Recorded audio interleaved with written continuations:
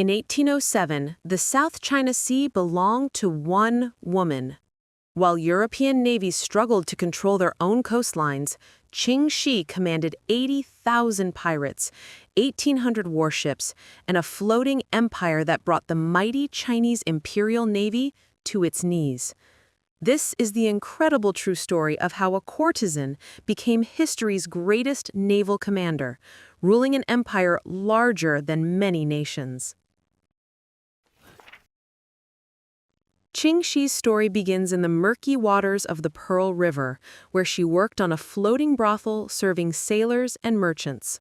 Born into poverty around 1775, she learned early that survival meant understanding power, who had it, who wanted it, and how to navigate between them. The woman who would control the fate of seas started life with only one commodity: herself. In 1801, fate intervened when she caught the attention of Zhang Yi, one of southern China's most powerful pirate captains.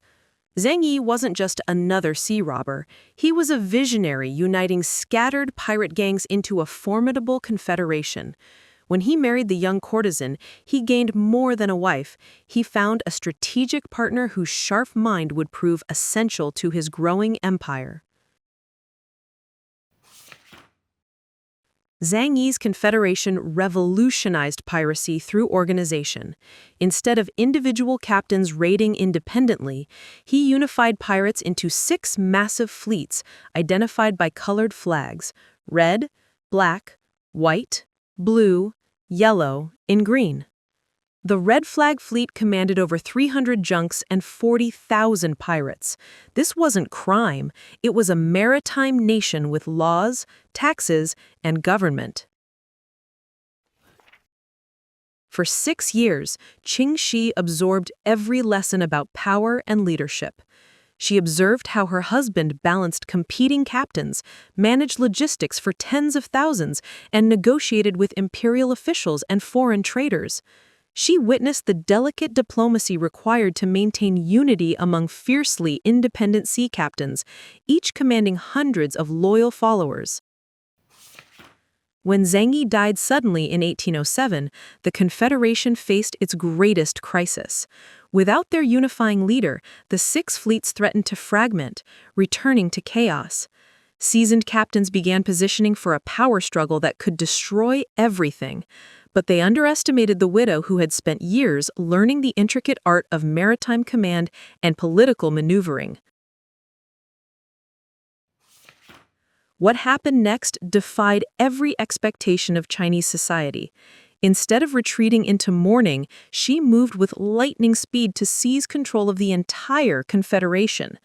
Through brilliant political maneuvering, strategic marriages, and calculated shows of force, she outmaneuvered seasoned pirates who had spent lifetimes fighting for dominance. The courtesan became an empress. Systematically, she eliminated rivals through a masterful combination of strategy and force. Some captains were bought off with lucrative positions, others intimidated into submission, and direct threats were eliminated entirely. She married her husband's lieutenant, Zhang Yi, ensuring continuity while maintaining her authority. Within months, she commanded the largest pirate confederation in history. Controlling 80,000 pirates required more than fear. It demanded structure and shared purpose. Ching Shih established comprehensive laws governing every aspect of pirate life. Rape meant death, but consensual relationships required marriage. Desertion resulted in ear removal. Unauthorized raids meant execution. She created a merit-based system where anyone could rise through ranks regardless of background. From 1807 to 1810, her confederation effectively controlled the South China Sea. Her fleets collected taxes from merchants, issued safe passage documents, and maintained their own postal system. Foreign traders found it easier to negotiate with her than corrupt imperial officials. The Portuguese paid tribute, British merchants sought her protection, and her empire functioned better than the government's. The Chinese Imperial Navy, despite its impressive name, proved powerless against her forces. Government fleets were repeatedly defeated, their vessels captured, crews given the choice of joining her Confederation or death. Entire imperial squadrons switched sides, bringing ships and expertise to her growing navy. The emperor's forces couldn't protect their own waters. Her economic impact was staggering. Trade along the Pearl River, one of China's most vital commercial arteries, moved only with her permission. She controlled access to Canton, a crucial imperial port. The government found itself unable to protect its own merchants in its own waters. Her taxation system generated enormous wealth while providing better security than official forces. By 1810, foreign powers recognized her as the de facto ruler of southern Chinese waters. European merchants preferred dealing with her efficient administration over corrupt imperial bureaucrats. Her confederation provided reliable protection, fair taxation, and swift justice. She had created a more effective government than the empire itself, commanding respect from enemies and allies alike. Ching Shih's greatest strength was knowing when to fight and when to negotiate. By 1810, she faced changing circumstances. Imperial offers grew attractive, foreign pressure increased, and her confederation's success made it a target. Rather than fight a war she might eventually lose, she chose to negotiate from her position of maximum strength. The amnesty agreement she secured in 1810 was extraordinarily favorable, demonstrating negotiating skills as formidable as her naval command. The terms were remarkable.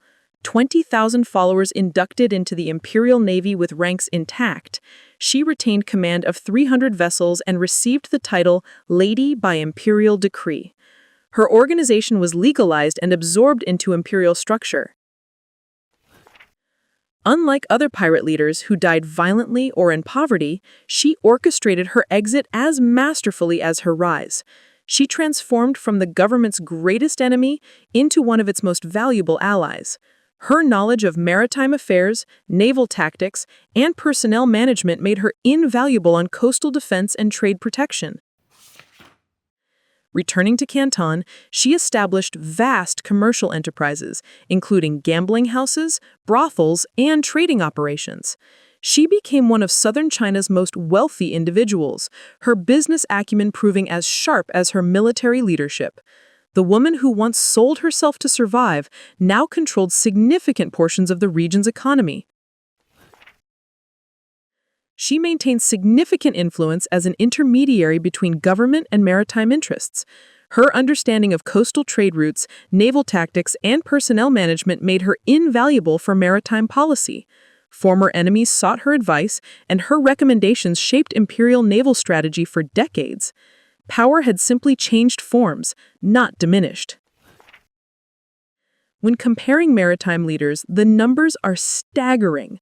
While Blackbeard commanded 300 men and 4 ships, Ching Shih controlled 80,000 followers and 1,800 vessels, 270 times larger. Where other pirates died violently, she lived prosperously. She proved that true leadership lies not just in seizing power, but in knowing when and how to transform it. Her story challenges every assumption about gender and power in traditional Chinese society. In an era when women were subordinate, she commanded men. Where culture valued hierarchy, she created merit-based advancement. When pirates were seen as criminals, she built an organization providing stability and economic opportunity for tens of thousands of people. Ching Shih died in 1844 as one of China's most respected citizens, her wealth and influence intact. Her empire lasted only 3 years, but her impact on Chinese maritime history, women's leadership roles, and our understanding of power continues to resonate. She demonstrated that extraordinary circumstances reveal extraordinary people in unexpected places. From floating brothel to commanding the largest naval force of her era, Ching Shih proved that leadership, intelligence, and strategic thinking can overcome any barrier. She remains, without question, the greatest pirate who ever lived and one of history's most remarkable leaders.